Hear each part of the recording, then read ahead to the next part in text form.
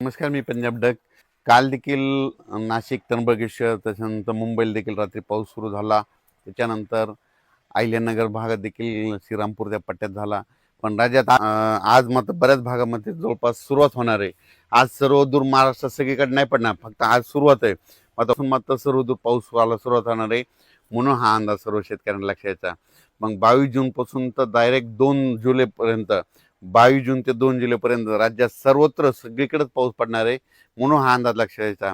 आज फक्त राज्यामध्ये ठिकठिकाणी सुरुवात होईल. हा आजचा पाऊस म्हणजे सगळीकडे पडणार नाही, आज फक्त नुसती सुरुवात आहे. पण उद्या 22 तारखेपासून राज्यात सगळीकडे पाऊस पसरायला सुरुवात होईल. राज्यात सर्वदूर मात्र उद्या रात्रीपर्यंत बऱ्याच भागामध्ये कव्हर करून जाईल. 23ला आणखीन संपूर्ण व्यापून टाकेल. राज्यात पेरणीयोग्य पाऊसमध्ये ह्या सुरुवात होणार आहे उद्यापासून, म्हणून ही अंदाज सर्व शेतकऱ्यांना लक्षात घ्यायचा. म्हणजे सांगायचं झालं तर आज फक्त नुसती सुरुवात आहे. आज सुरुवात झाल्या सगळीकडे पडत नसतं. फक्त उद्यापासून मात्र 22 पासून मात्र तर 2 जुलैपर्यंत मात्र राज्यात सगळीकडे पाऊस पडणार आहे. म्हणून शेतकऱ्यांना एक सांगू इच्छितो की पेरणी करत असताना जमिनीमध्ये ईदभर ओल गेली तरच पेरणीचा निर्णय घ्यावा, म्हणून हे देखील सर्व शेतकऱ्यांनी लक्षात घ्यायचं.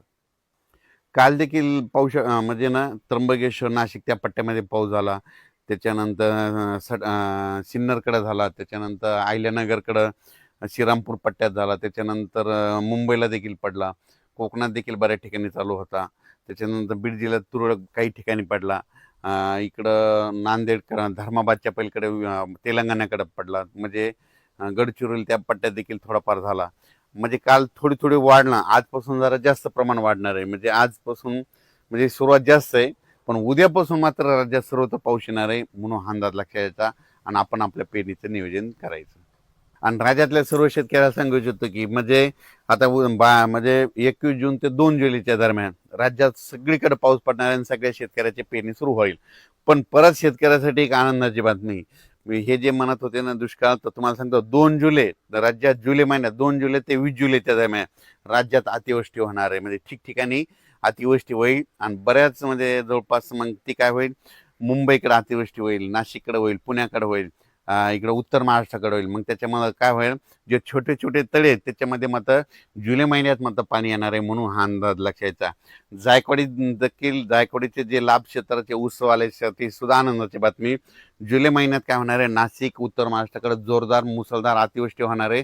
त्याचं पाणी गोदावरीला येणार आहे. मग त्याच्यानंतर धरणामध्ये आवक यायला थोडीफार सुरुवात होईल, म्हणून हे ऊस ऊस शेतकऱ्यासाठी आनंदाची बातमी. म्हणजे जुलै महिना शेतकऱ्यासाठी सगळ्यात फायद्याचा ठरणार आहे, म्हणून हा अंदाज सर्व शेतकऱ्यांनी लक्षात घ्यायचा.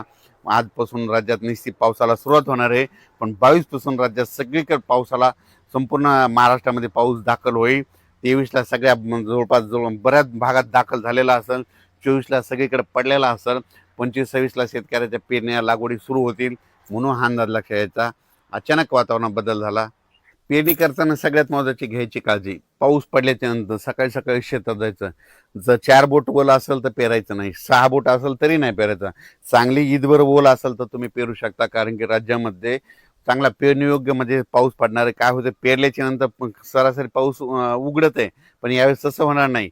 22 जूनला सुरू जे होईल पाऊस, तर मग डायरेक्ट 2 जुलैपर्यंत दररोज एक दिवस इकडे एक दिवस इकडे असं कधी सगळ्या भागात पडणार आहे. म्हणून यावर्षी आता हे शेवटच्या आठवड्यात पेरणीचं देखील चांगलं पोषक वातावरण राहणार आहे, म्हणून पेरणीची देखील सगळ्यांनी तयारी ठेवा. धन्यवाद.